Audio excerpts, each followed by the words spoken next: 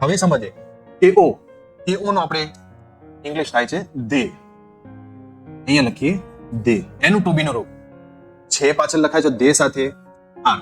યાદ રાખજો એક વસ્તુને કે યુ વી અને દે આ ત્રણેય બહુવચન છે અને ત્રણેય બહુવચનની સાથે ટુ બી નું રૂપ આર લાગશે.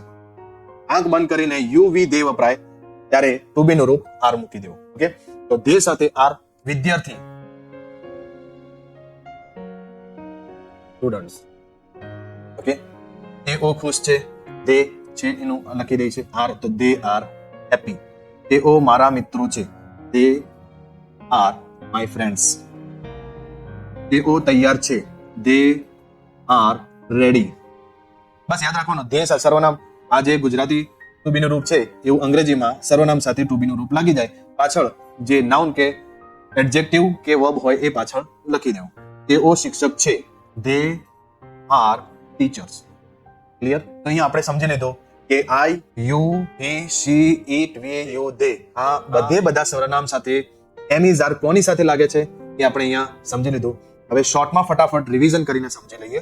તમારી નોટબુકમાં નોટ ડાઉન કરવું હોય તો તમે નોટ ડાઉન પણ કરી શકો છો. જો અહીંયા રિવિઝન કરીએ કે આઈ સાથે ટુ બી નું રૂપ કયો ઉપયોગ થયો, તો એમ. યાદ રાખી લેજો કે જ્યારે આઈ લખાય તો ટુ બી નું રૂપ આપણે શું લખવાનું છે? એમ.